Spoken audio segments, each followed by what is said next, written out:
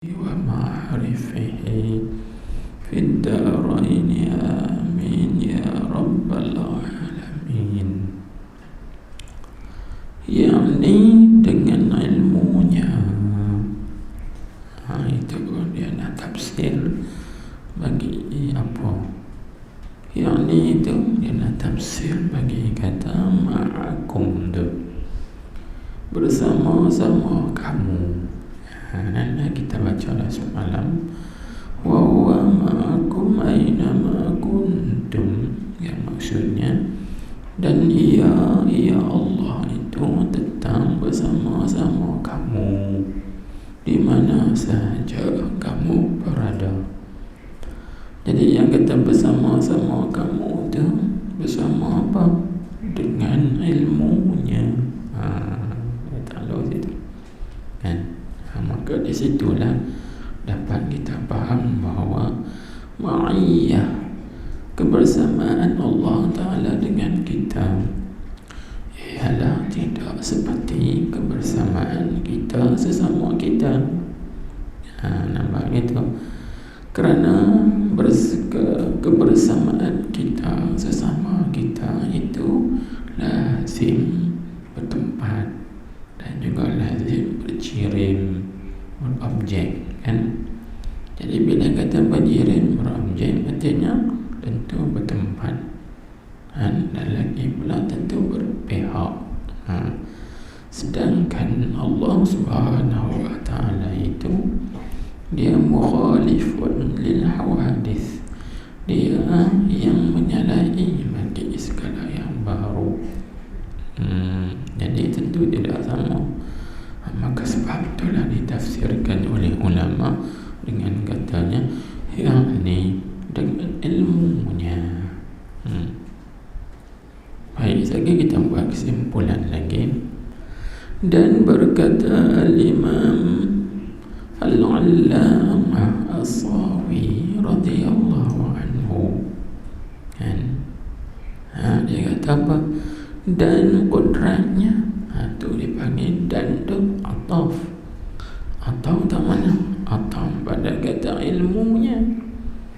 Jadi takdir kalamnya begini, yakni bersama Allah Ta'ala, sama-sama kamu di mana saja kamu berada, itu dia panggil bersama dengan ilmunya dan kodratnya dan iradatnya. Ya. Di situ ada kebersamaan bersama dengan ilmu Allah, kodrat Allah dan juga iradat Allah Subhanahu wa Ta'ala. Ya Allah, kita duduk tak mana pun kita bukan lepas daripada takluk tiga sifat ini. Tengok kodrat dan kerja dia ialah ijad dan i'dam. Maka dia tidak boleh ijad mungkin atau i'dam mungkin, mengadakan mungkin atau meniadakan mungkin, melainkan dia kena muafakat dengan ta'alluq sifat iradat. Itu dia kena muafakat dengan ta'alluq sifat iradat, sifat penentu atau kehendak Allah Subhanahu wa Ta'ala. Begitu juga sifat iradat, dia tidak boleh menentu kalau dia tak tahu. Jadi semuanya terhenti pada ta'aqqul akal. Kodrat dia terhenti pada sifat iradat, sifat iradat pula terhenti atas sifat ilmu. Itu bagi terhenti itu pada ta'aqqul akal, bukan pada kharij. Kharij dah sifat yang bukan bahagian pada sifat, itu pada kira-kira akal kita. Jadi bila kita kata wa huwa ma'akum, Allah Ta'ala itu tetap bersama kamu aina ma kuntum, di mana saja kamu berada, maknanya tetap bersama dengan sifat ilmunya dan sifat iradatnya dan sifat qudrahnya. 3 sifat ni, dengan makna semuanya kita ini tak terkeluar daripada kudrat, iradat dan ilmu Allah. Tak lepas daripada kudrat, iradat dan ilmu Allah Subhanahu wa ta'ala. Semua yang ada yang berlaku dalam alam ini semuanya adalah mazhar, yang dipanggil mazahir. Mazahir itu mana jamak bagi mazhar, iaitu tempat-tempat kenyataan, yakni tempat-tempat Allah Ta'ala nak menyatakan sifat-sifat dia. Jadi kalau kita syuhud, kita pandang dengan mata hati, maka dia sentiasa lah bersama dengan kita di mana kita berada. Sebab kita ini berada sekarang di mana? Di dunia. Maka dunia ni lepas tak? Dunia ni bagi mazhar, bagi sifat kudrat Allah, iradat Allah dan juga ilmu Allah.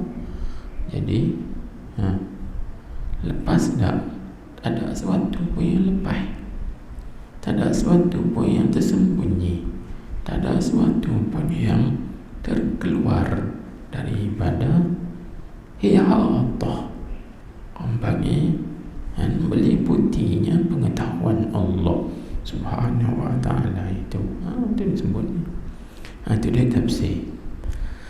Maka tengok dia urai sekali lagi. Maka murad untuk bahasa Arab Melayu kata yakni yang dikehendaki, ataupun boleh juga kita terjemah yang dimaksudkan. Yakni yang dikehendaki atau yang dimaksudkan dengan ma'iyah itu. Ma'iyah itu kita terjemah kebersamaan, iaitu ambil daripada ma'akum tu kan. Yang dimaksudkan dengan ma'iyah itu ialah tasarifnya. Apa makna tasarifnya? Yakni segala tasarrufnya Allah pada makhluknya. Tu rintahan Tuhan.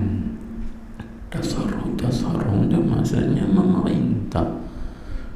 Jadi kita ni kesemua tak terkeluar dan juga tak lepas daripada tasrif atau tasarif, dipanggil perintah, rintahan Allah Subhanahu wa ta'ala. Kan? Itu yang Tuhan sebut dalam Quran, inna kulla syai'in khalaqnahu biqadar. Sesungguhnya tiap satu perkara tu kami jadikan dia dengan qadar. Semua yang berlaku ni sudah pun ditakdirkan Allah, ditentukan Allah. Jadi bila Tuhan tentu, dia tahu. Jadi tak lepas kita daripada pengetahuan Tuhan. Maka bila kita faham kata kita ni tak lepas pada pengetahuan, di situlah dituntut kita kebersamaan dengan dia. Mana kita sentiasa ingat dia. Kalau kita ingat kita sentiasa bersama dengan dia, di situ timbul dua sifat yang kita sebut semalam kan, iaitu sifat khasyah, timbul rasa takut kan. Yang kedua sifat hayat, timbul rasa malu. Malu nak buat Tuhan tahu kan, takut nak buat kerana Allah Ta'ala tahu dia bersama dengan kita dengan sifat ilmunya, sifat pengetahuan dia.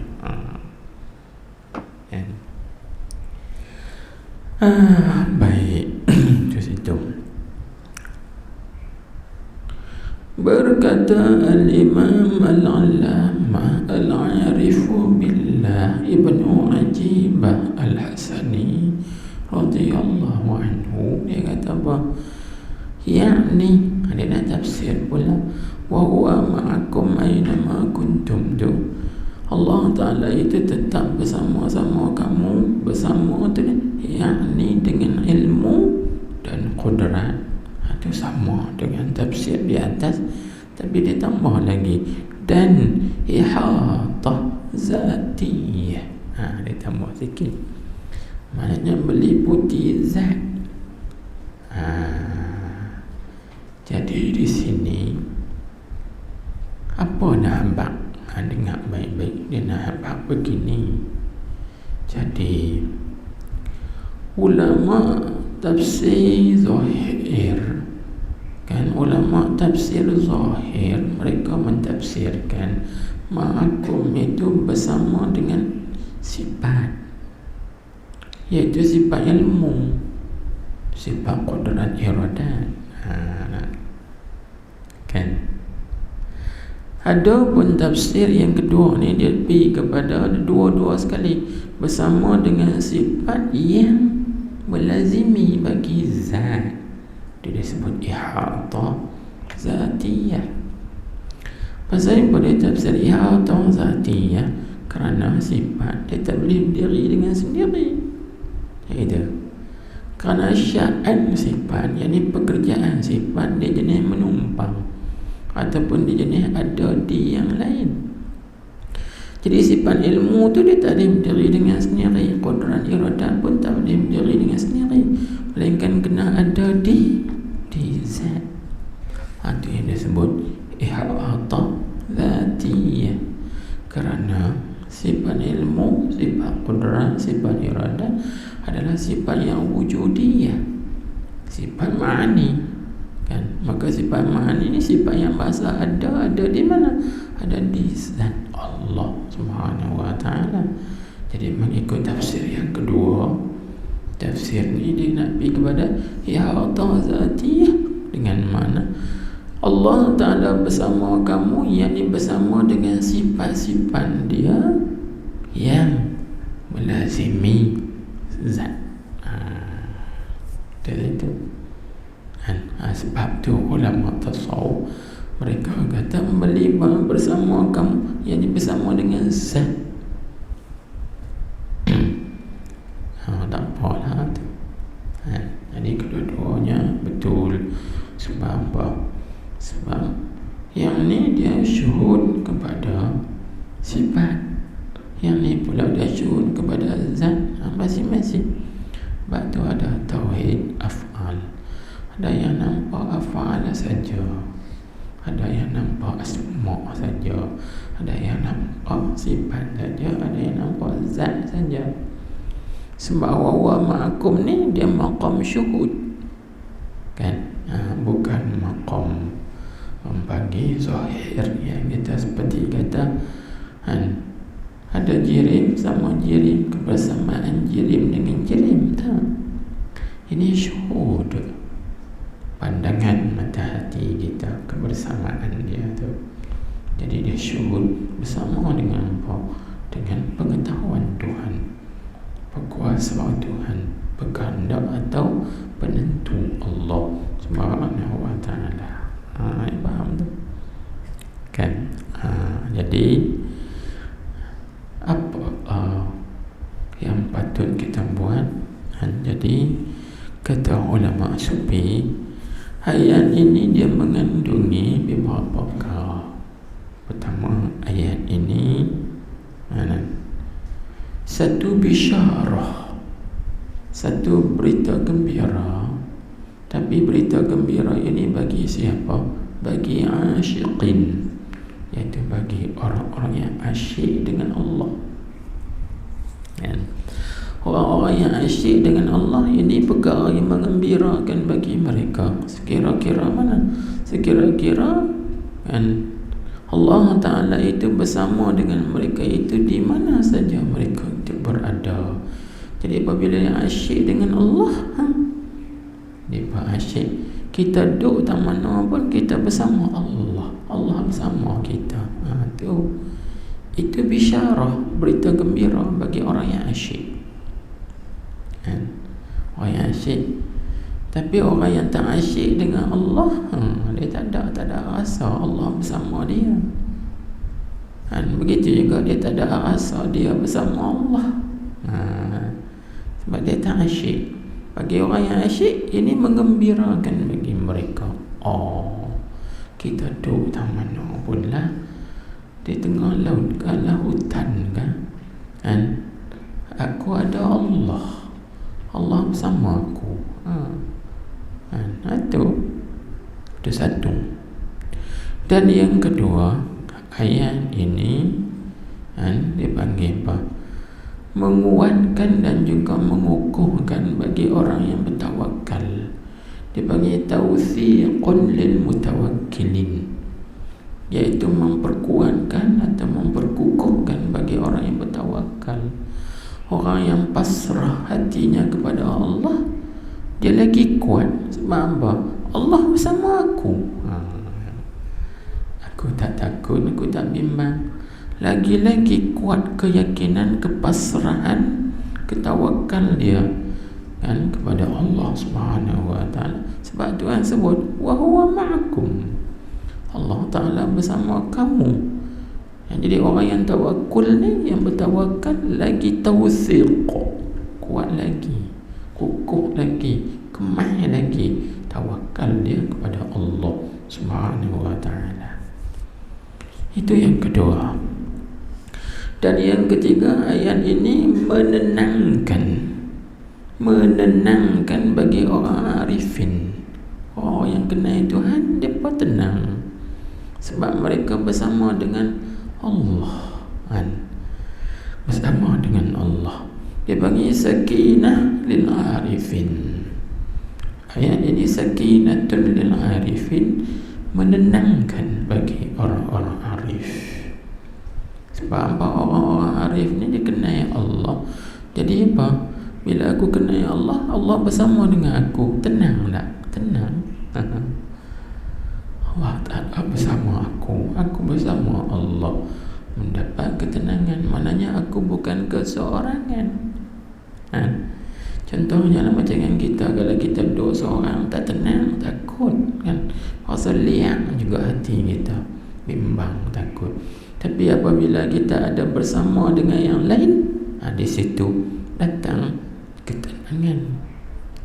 Jangan satu orang duduk, dia takut, bimbang, tapi bila dia ada Allah, di situlah ketenangan. Ini maksud daripada ayat Quran, ala bi zikrillah tatma'innul qulub. Dengan mengingati Allah itu dapat ketenangan hati. Tenang. Baik. Dan yang keempat, hambanya yakin. Ayat ini menambahkan lagi yakin bagi para orang yang suka muraqabah. Dipanggil yaqinul lil muraqibin. Orang yang sentiasa muraqabah, maka dia akan menambahkan lagi keyakinan. Keyakinan kepada Allah. Ialah bila dia baca dan dia faham Allah bersama kamu, lagi dia yakin, dia sentiasa mengingati dan mengintai Allah Subhanahu wa taala. Dan yang kelima, ayat ini juga dipanggil ri'ayatul lil muqbilin. Ri'ayah lil muqbilin ini satu pemeliharaan bagi orang yang berhadap kepada Tuhan. Jadi aku nak berhadap pada Tuhan, aku yakin Tuhan bersama aku. Jadi Tuhan akan jaga aku, Tuhan akan pelihara aku. Ini dah. Inilah panggil beberapa rahsia ataupun kelebihan bagi orang yang kun ma'allah. Jadi kalau dirinya itu bersama-sama Allah Subhanahu wa ta'ala, akan dapat benda-benda yang kita sebutkan tadi. Baik. Selesai kita membincangkan ayat huwa ma'akum aynama kuntum. Baik, kita tengok lagi. Dia sebut pula, dan telah datang di dalam as-sahihain, dua kitab sahih, As-Sahihain itu maknanya dua kitab yang sahih, yaitu pertamanya Sahih Bukhari dan yang keduanya Sahih Muslim.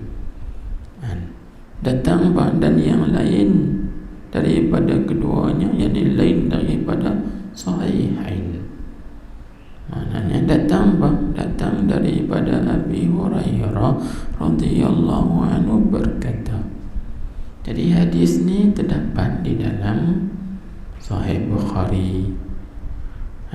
Iaitu kalau nak tengok dalam Sahih Bukhari, hadis nombor 7405.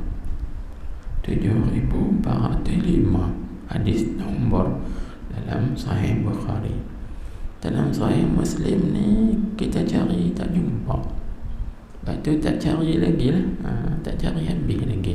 Nanti kita habaq lah insya-Allah. Cari tak jumpa lagi. Dan yang lain daripada kedua-duanya dalam kitab-kitab lain pun ada juga. Tapi tak tahu nak abang kitab apa, tapi kitab lain pun ada hadis-hadis yang lain ada juga disebut. Hadis ni diriwayatkan daripada Abi Hurairah radhiyallahu anhu berkata, telah bersabda Rasulullah sallallahu alaihi wasallam, berfirman Allah Taala. Maka di situ kita dapat faham dah. Bila kata berfirman Allah Taala, artinya hadis yang kita baca ni ialah hadis qudsi, kalam unsi, ataupun juga kita panggil hadis ilahi, juga dinamakan hadis rabbani. Kita mengaji kan dalam itu orang panggil dalam kitab risalah membicarakan tentang hadis qudsi. Hadis qudsi itu ada 3 nama. Hadis qudsi pun orang panggil, hadis ilahi pun orang panggil juga, hadis rabbani pun dia juga.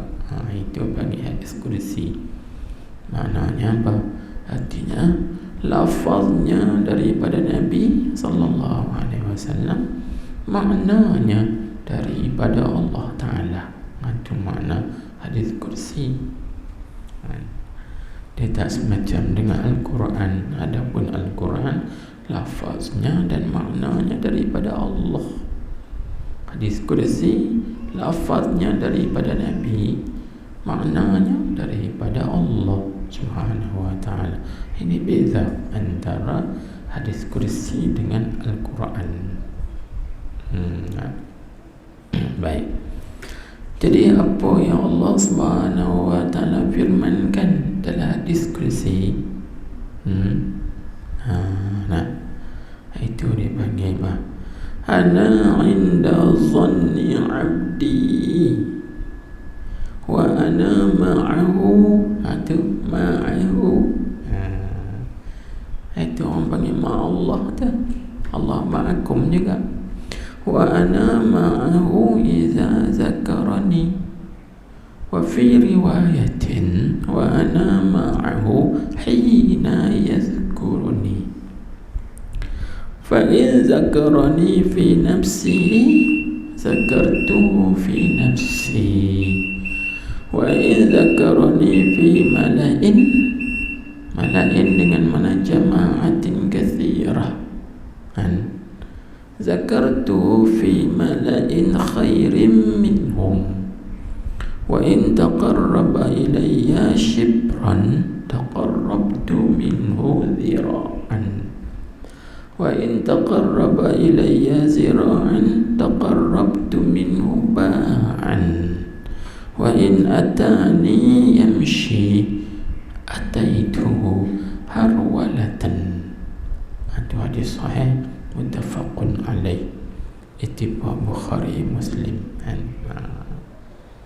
Hadis ni sahih. Jadi kalau nak tengok hadis ni dalam Mukhtasar Ibni Abi Jamrah, tengok belakang sekali. Dan sebelum nak habis 2-3 hadis tu, ada Al-Imam Ibni Abi Jamrah, dia mendatangkan hadis ini dalam kitab dia.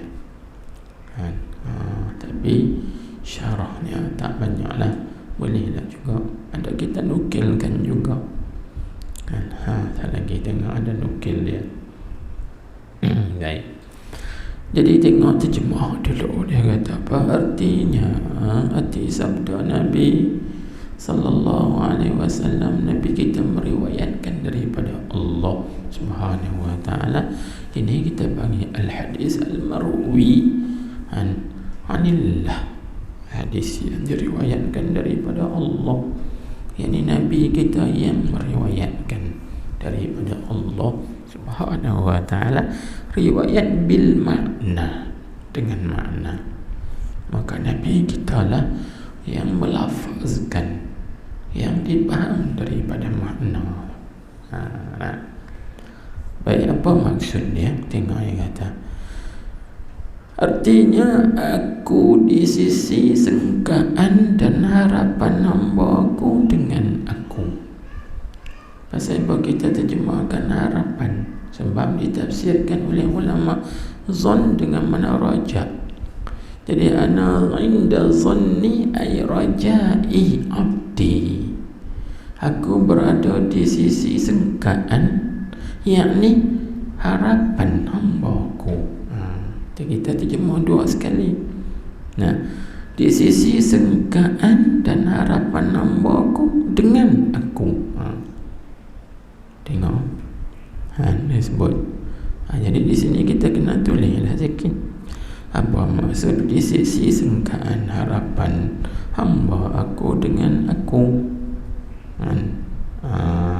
Di situ. Jadi kita tulis. Tulis mana? Kalau Arabnya, in zanna anni a'fu anhu wa aghfiru falahu zalika, wa in zanna anni u'aqibuhu wa u'akhizuhu fakazalika. Itu yang diambil daripada syarah hadis ini, iaitu daripada kitab Irsyadus Sari, syarah Sahih Bukhari yang disyarahkan oleh Al-Imam Al-Qustallani. Jadi maksudnya apa? Kalau kita tulis gitu selapis, yakni jika hamba-Ku suka, aku ini memaafkannya dan aku mengampunkannya, maka baginya seperti itu, yakni seperti sangkaannya itu. Itu maksudnya. In zanna anni a'fu anhu wa aghfiru falahu kazalika, falahu zalika. Kalau hamba-Ku itu sangka dengan aku maafkan dia, aku ampun dia, maka baginya yang demikian, yakni seperti mana yang disangkakan itu. Kan? Itu satu. Wa in zanna anni u'aqibu wa u'akhizuhu. Kalaulah hamba-Ku itu sangka aku ini menyiksa dia, mengambil salah terhadap kesalahan yang dilakukan olehnya, maka disebut fakazalika, maka seperti itu, yang seperti demikian itu, mana seperti sangkaan dia tu. Sebab Tuhan kata gitu. Baik. Jadi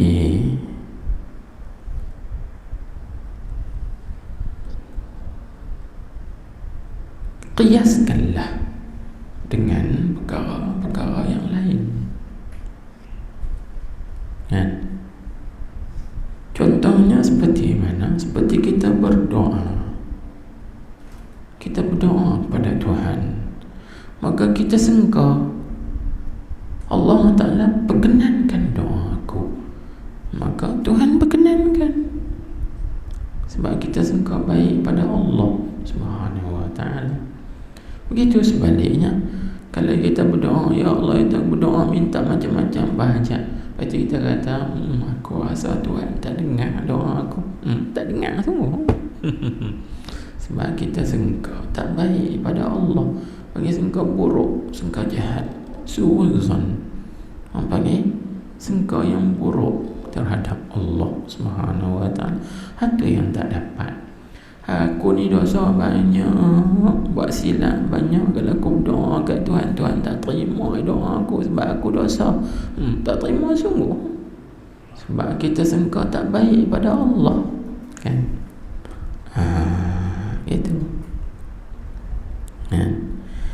Hari ini juga disebutkan oleh Imam Al-Hafiz Ibnu Hajar Al-Asqalani dalam kitabnya Fathul Bari, Syarah Sahih Bukhari. Dia kata apa? Dia kata mana al-murad bi zanni 'abdi bi zannul ijabati 'inda ad-du'a wa zannil qabul 'inda at-taubati wa zannil maghfirah 'inda al-istighfar wa zannil mujazati 'inda fi'lil ibadat. Dia kata apa? Yang dikendaki dengan zon hamba aku dengan aku ni mana? Iaitulah zon Allah Ta'ala perkenankan doa ketika kita berdoa. Kita zon waktu ketika kita berdoa kat Tuhan, kita baik sangka dengan Tuhan, Tuhan terima doa aku, insya-Allah Tuhan terima. Begitu juga kita zon ketika mana? Ketika kita bertaubat pada dosa, kan? Kemudian kita zon, aku sangka Tuhan terima taubat aku, Tuhan terima. Faham tak? Itu maksud. Begitu juga wa zannil maghfirah indal istighfar. Kita zon Tuhan ampun kita ketika kita beristighfar. Astagfirullah, astagfirullah, astagfirullah. Hati kita ni zon, baik sangka dengan Tuhan, Tuhan terima. Tuhan, orang panggil apa? Tuhan terima keampunan, permintaan ampun kita kepada dia ini. Begitu juga wa indal mujazat, inda fi'lit ta'ah, inda fi'lil ibadah. Dan kita zon waktu ketika kita buat ibadat, contoh kita semayang tadi, kan? Lepas semayang tadi, aku sangka, aku harap Tuhan terimalah semayang aku ni, maka falahu zalik, baginya apa yang disangkakan. Ini penting kita pelajari, kan? Husnuzan billah tu, berbaik sangka dengan Allah, jangan buruk sangka padanya. Itu penting. Tuhan sebut ana inda zanni abdi, aku ini berada di sisi sangkaan hamba-Ku. Kalau hamba-Ku sangka baik, baiklah. Kalau sebaliknya, maka sebaliknya, kan? Itu dua. Lepas itu dalam konteks kita sekarang, apa ini? Dalam pandemik, kan? Kita zon baik sangka pada Allah, aku sangka tak apa, pandemik ni satu hari Tuhan akan angkat juga, Tuhan akan hilangkan juga pandemik, insya-Allah. Kalau semua kita pakai zon begitu, akan diangkatkan oleh Allah Subhanahu wa taala. Ni kita dah sangka pasal pandemik ni tak habis dah sampai datang Imam Mahdi. Tunggu Imam Mahdi sungguh, kan? Cuba kita kata zon, aku rasalah insya-Allah tahun depan habis aku. Kita pakai zon gitu, tengok, insya-Allah. Tu doa dah, harapan kita kat Tuhan, harap Tuhan angkatkan, hilangkan musibah ini. Kita baik sangka dengan dia, insya-Allah.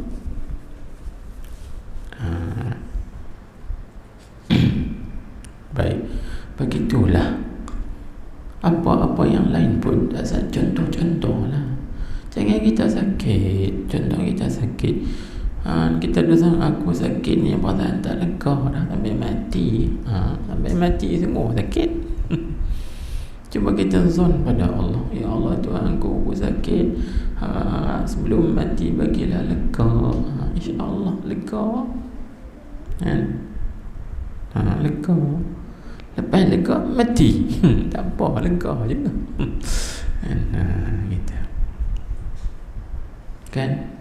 Apa benda, apa saja pun dalam bentuk kita baik sangka dengan Tuhan dia, kan? Baik sangka dengan Allah ya. Jangan kita kata hamba jodoh aku ni lambat sungguh lah, awak lambat sangat jodoh. Cuba sengkau. Baik, insya-Allah jodoh aku ni, insya-Allah aku sengkau tak lambat dah.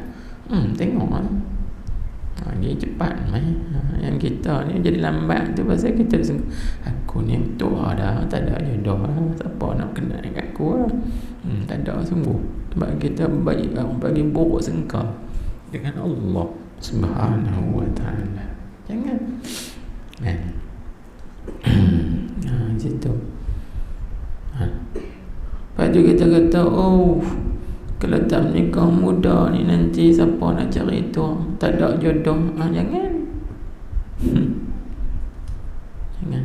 Semuanya kebergantungan kita dengan baik sengkau pada Allah Subhanahu wa ta'ala. Kita sengkau baik tak apa ada. Baik. Jadi itu beberapa perkara yang kita kena pelajari kan. Baik. Maka Al-Imam Al-Kirmani dalam kitabnya Syarah Al-Kirmani atas Sahih Bukhari, dia kata apa? Wa fi al-isyaratu ila tarjihi janibir raja' al-khawf.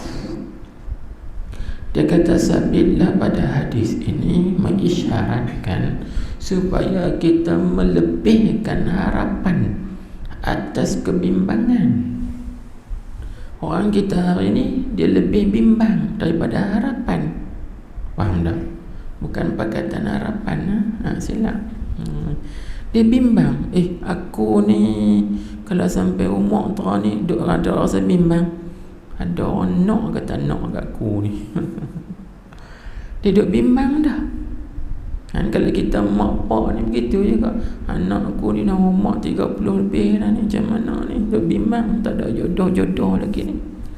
Contohnya lah duk bimbang buat apa? Dia suruh kita beratkan raja atas khauf, beratkan harapan kita kepada Allah atas kebimbangan kita. Ini maksud tarjih janibir raja' alal khauf. Memberatkan, tarjih itu mana memberatkan pihak harap atas pihak kebimbangan. Takut. Cuba kita kuatkan harapan. Sebab apa? Sebab raja' dengan khauf ini dia orang panggil apa? Seperti yang orang panggil dua sayap burung. Sayap burung ni asalnya dia kena duk. Raja' dengan khauf tu dia kena bagi sama rata harap dengan tu. Tetapi cuba kita perberatkan, bagi berat sebelah harapan daripada ketakutan dan kebimbangan. Ini pun jangan masalah kita sekarang juga kan, pandemik ni. Cuba terjihkan raja', perberatkan dan perkuatkan harapan kita pada Tuhan atas kebimbangan. Takut COVID ni tak hilang, tak habis, tak selesai. Apa nak bimbang tu? Harap pada Tuhan, insya-Allah akan hilang. Satu hari Tuhan akan angkat, hilang semua musibah-musibah ni. Insya-Allah Tuhan angkat. Ini yang disebut dalam kitab Syarah Al-Kirmani. Bagi Imam Al-Kirmani, dia mensyarahkan Sahih Bukhari. Dan dia kata wa fihi al-isyaratu, ada pada hadis ini isyarat, menunjuk, yakni menunjuk oleh Allah dalam firman-Nya dan juga menunjuk oleh Rasulullah sallallahu alaihi wasallam kepada kita umatnya. Ini dia panggil ila tarjihi janibir raja' alal khaufi, kepada menguatkan bahagian harap dan pihak harap di atas pihak kebimbangan, takut dan bimbang. Kuatkan harapan kita pada Allah Subhanahu wa ta'ala. Ni kita duk bimbang, aku tak ada kerja, nanti aku nak makan apa? Siap bimbang gitu. Atas ada bimbang, nanti ada, kuat harapan, nanti ada, insya-Allah ada. Gitu. Baik. Lepas tu apa lagi dia sebut? Selesai hak tu, kita tengok pula berikutnya. Dan aku bersamanya. Ni sama dengan ayat tadi. Wa huwa ma'akum. Allah Ta'ala tetap bersama kamu. Ini Tuhan sebut dalam hadis kursi. Dan aku bersamanya hamba-ku tu. Anda ambil dari situ. Aku bersamanya, yakni bersama hamba-ku tadi ni, bersama dalam memberi rahmat. Itu dia tafsir siap-siap dah. Kita faham bersama tu bertempat. Jadi bila kita sebut dalam memberi rahmat, maka di situ dapat kita faham bahawa kebersamaan di sini bukan dengan mana bertempat. Bukan mana duduk sekali satu majlis pada satu tempat, satu pihak. Tak. Kerana Allah Ta'ala itu munazzah anil makan. Allah Ta'ala itu maha suci daripada bertempat. Kan?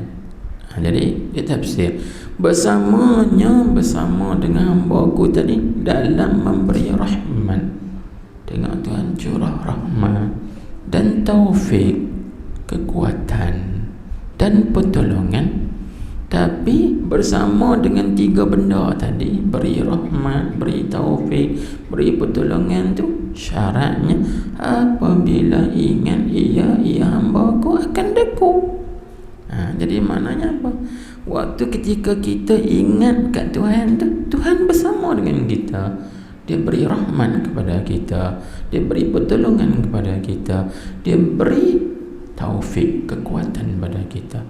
Inilah namanya vaksin Rabbani. Seperti mana yang diamalkan oleh Brunei, kan? Dan yang lain-lain lagi lah. Ini Rabbani. Apabila kita sentiasa ingat Tuhan, berzikir pada Tuhan, bertaubat, beristighfar, Tuhan ingat kat kita. Dia bagi tolong, dia bagi pertolongan, dia bagi bantuan, dia bagi rahmat. Masya-Allah, kan? Itulah sebenarnya kena tarik manusia ni bagi kebersamaan dengan Allah. Bila Allah bersama dengan kita, Tuhan tolong, Tuhan bantu.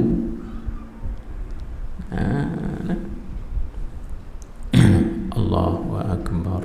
Inilah itu disebut bersama dalam memberi rahmat, taufik dan pertolongan apabila ingat ia hamba-Ku akan deku. Ingat syarat dia bila dia ingat Ku. Bila kita ingat Allah ingat kita. Kan dalam ayat Tuhan sebutkan, fazkuruni azkurkum. Kalau kamu ingat kepada aku ingat kepada kamu. Maka ditafsirkan oleh ulama, kan, fazkuruni bitta'ah azkurkum bil isabah.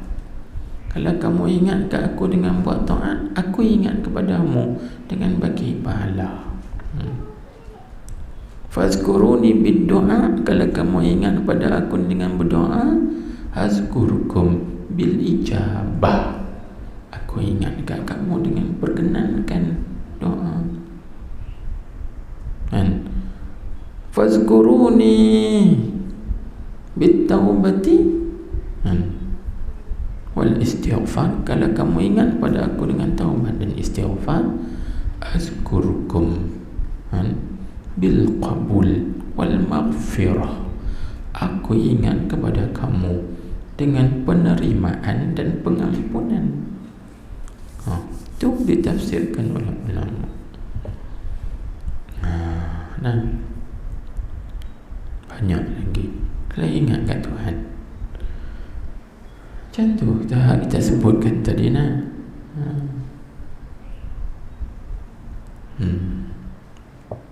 Baik. Itu mengikut satu riwayat. Lepas tu dia kata pula, dan pada satu riwayat, aku bersamanya hamba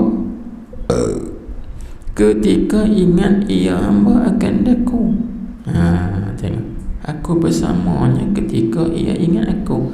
Itu dia nak tafsir bagi riwayat wa ana ma'ahu hina yazkuruni. Itu mengikut satu riwayat. Riwayat dengan hina yazkuruni. Tadi dia sebut idza zakarani. Jadi itu riwayat lah. Maknanya sama, maknanya satu. Lepas tu baru nak terjemah pula. Fa in zakarani fi nafsihi. Tengok kata. Maka jika ingat ia hambaku tu akan daku dalam dirinya.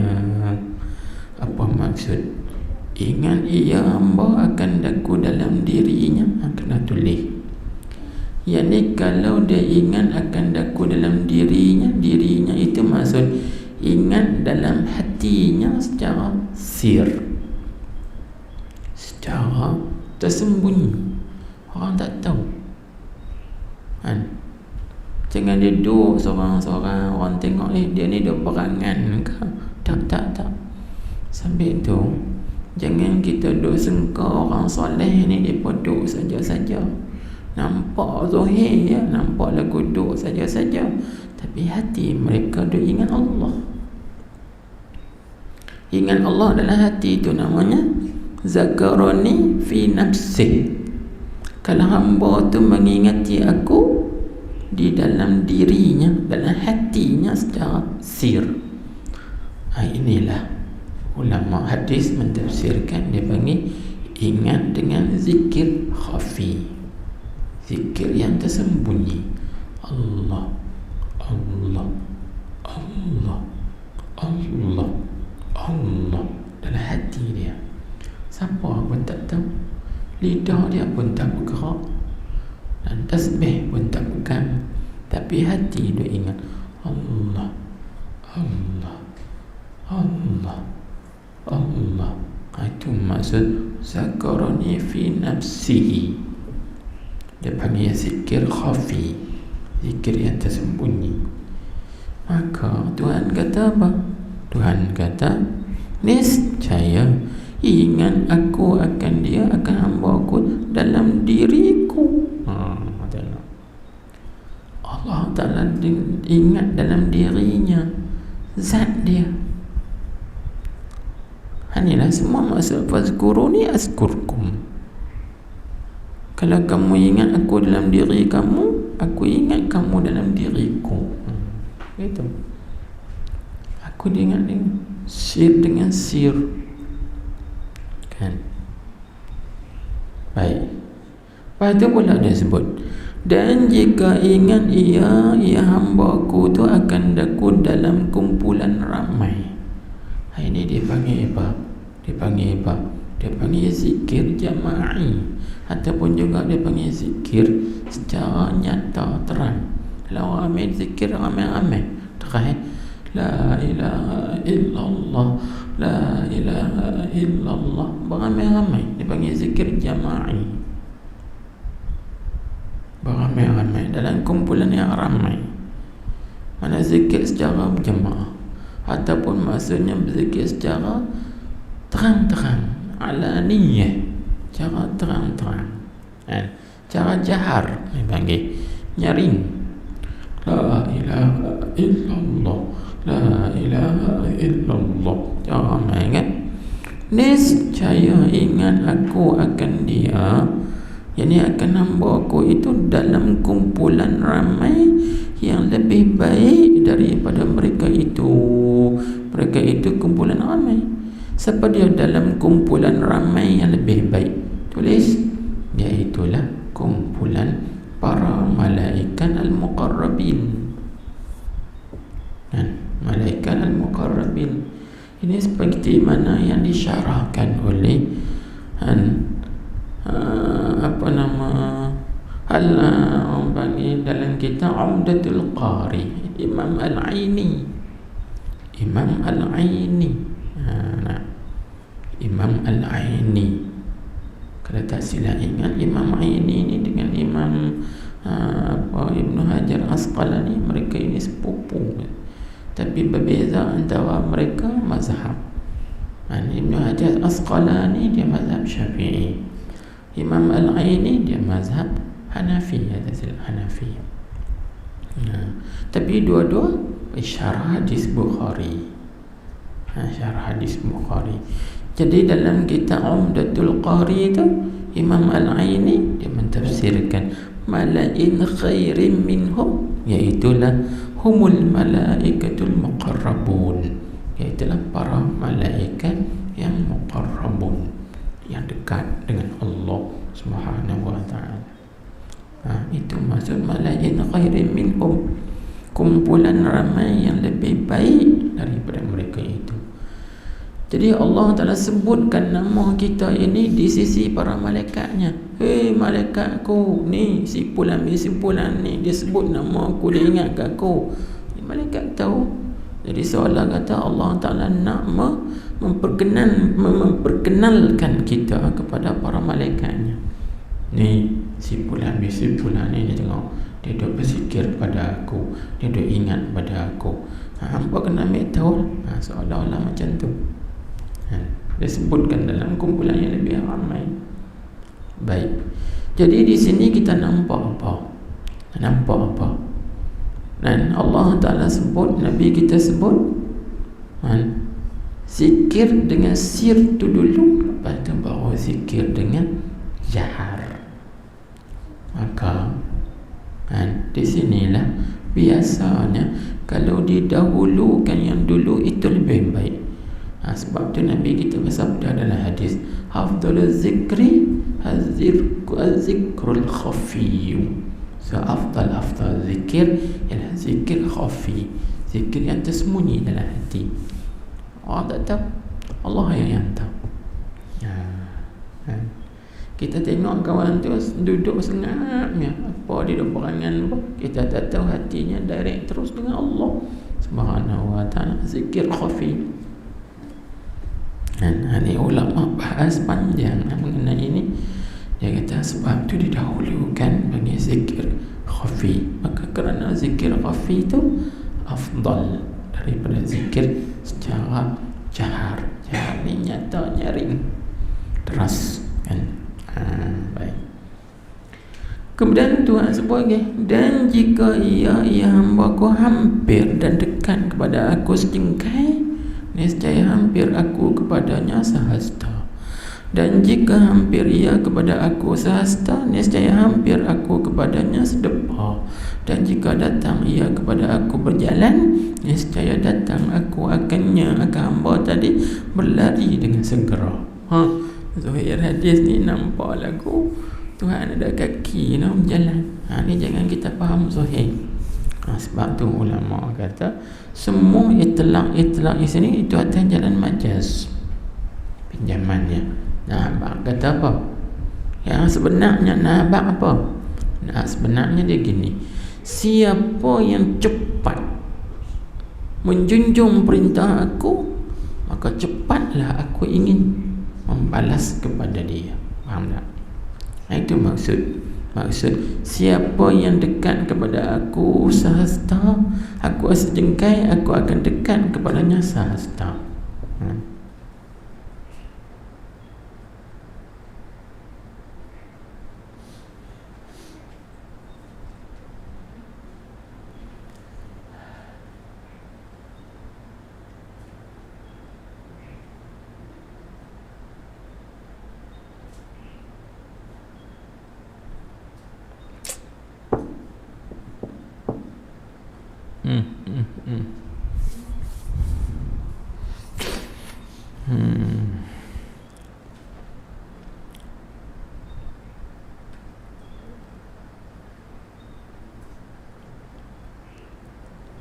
Betul.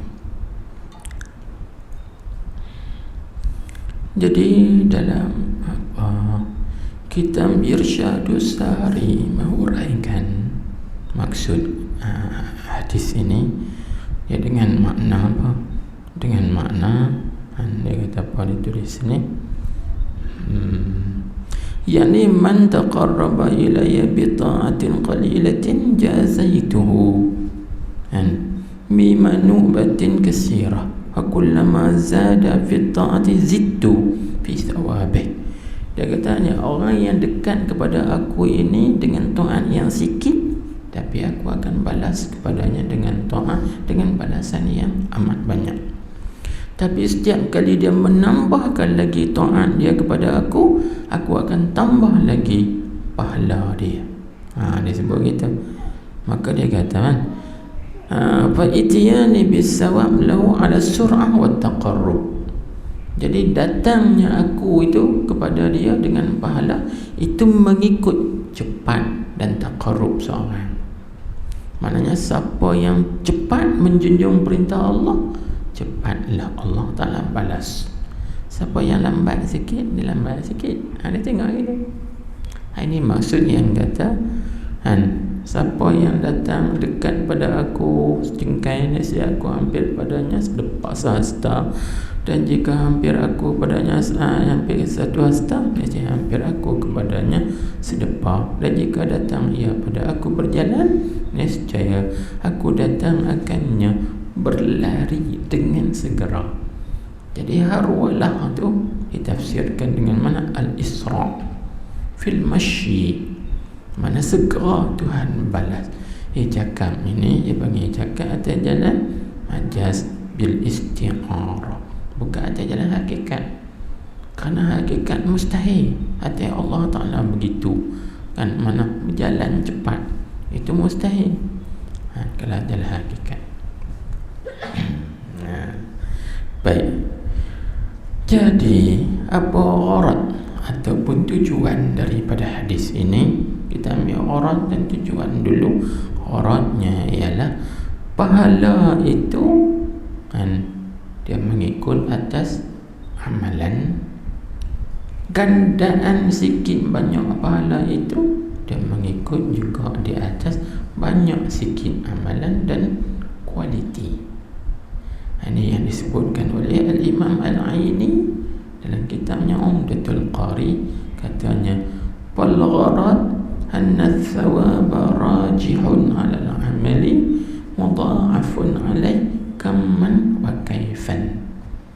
Jadi gharad tujuannya pahala itu kuat lebih atas amal, lagi digandakan atasnya. Semuanya bergantung atas kamman. Kamman tu maksudnya quantity, bilangan. Tengok banyak mana seorang tu buat. Kalau dia buat banyak, balasannya banyak. Kalau dia buat sikit, balasannya sikit. Kalau dia buat amal itu cepat, maksudnya dia pantas, dia tak tangguh-tangguh, maka digandakan lagi pahala. Lepas tu ikut kaifan. Kaifan tu kita terjemah bahasa moden hari ini. Asal mana kaif ni bagaimana, macam mana berlaku. Kita terjemah hari ini dengan makna kualiti. Tengok dia buat amal tu, kualiti dia dengan mana, maka balasan tadi dibalas mengikut kualitas, kualiti. Kalau banyak pun tak ada kualiti, tak jadi. Kalau sikit pun tapi kualiti banyak, itu dibalas banyak, sebab dia tilik kepada kualiti. Kaif dipanggil kaif. Baik, jadi perbahasan kita tang mana?